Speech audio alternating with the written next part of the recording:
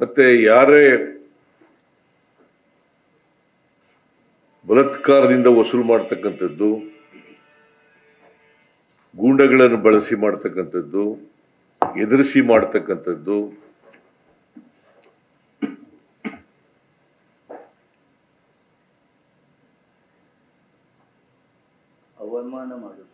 ಅವಮಾನ ಮಾಡ್ತಕ್ಕಂಥದ್ದು, ಅಗೌರವ ಮಾಡ್ತಕ್ಕಂಥದ್ದು,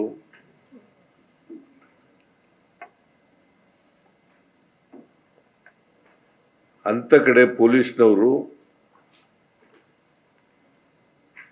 ಅವರ ಫಿರ್ಯಾದಿಗಳನ್ನ ರಿಜಿಸ್ಟರ್ ಮಾಡ್ಕೊಂಡು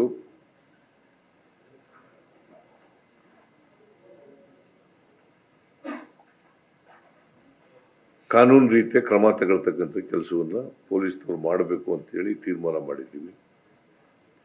ಮತ್ತೆ ನಾವೇನು ಹೊಸ ಕಾನೂನು ಮಾಡಬೇಕು ಅಂತ ಮಾಡಿದ್ದೀವಿ, ಆ ಕಾನೂನನ್ನ ಕೂಡಲೇ ಮಾಡ್ತೀವಿ. ಅದನ್ನ ಲಾ ಡಿಪಾರ್ಟ್ಮೆಂಟ್ನವರು, ರೆವಿನ್ಯೂ ಡಿಪಾರ್ಟ್ಮೆಂಟು, ಫೈನಾನ್ಸ್ ಡಿಪಾರ್ಟ್ಮೆಂಟ್ ಮತ್ತೆ ಹೋಮ್ ಡಿಪಾರ್ಟ್ಮೆಂಟ್ ಚರ್ಚೆ ಮಾಡಿ, ಬೇರೆ ರಾಜ್ಯಗಳಲ್ಲಿ ಈಗ ಆಂಧ್ರ ಪ್ರದೇಶದಲ್ಲೂ ಕೂಡ ಕಾನೂನು ಮಾಡಿದ್ದಾರೆ. ಆ ಕಾನೂನುಗಳನ್ನು ಕೂಡ ನೋಡಿ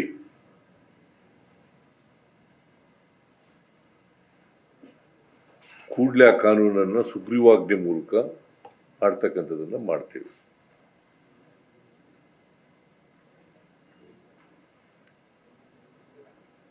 ಕೇಂದ್ರ ಸರ್ಕಾರಕ್ಕೂ ಒತ್ತಾಯ ಮಾಡ್ತೀವಿ. ಆಮೇಲೆ ಕೇಂದ್ರ ಸರ್ಕಾರಕ್ಕೂ ಕೂಡ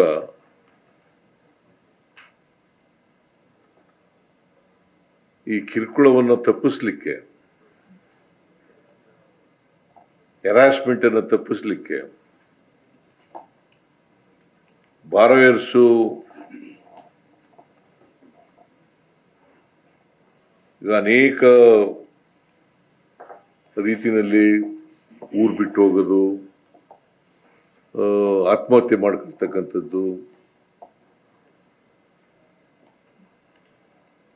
ಅಥವಾ ಬೇರೆ ಇನ್ಯಾವುದೇ ರೀತಿಯಲ್ಲಿ ಕಿರುಕುಳ ಅನುಭವಿಸ್ತಕ್ಕಂಥದ್ದು, ಇದಕ್ಕೆಲ್ಲ ತಡೆ ಮಾಡಲಿಕ್ಕೆ ಕೇಂದ್ರ ಸರ್ಕಾರನು ಕೂಡ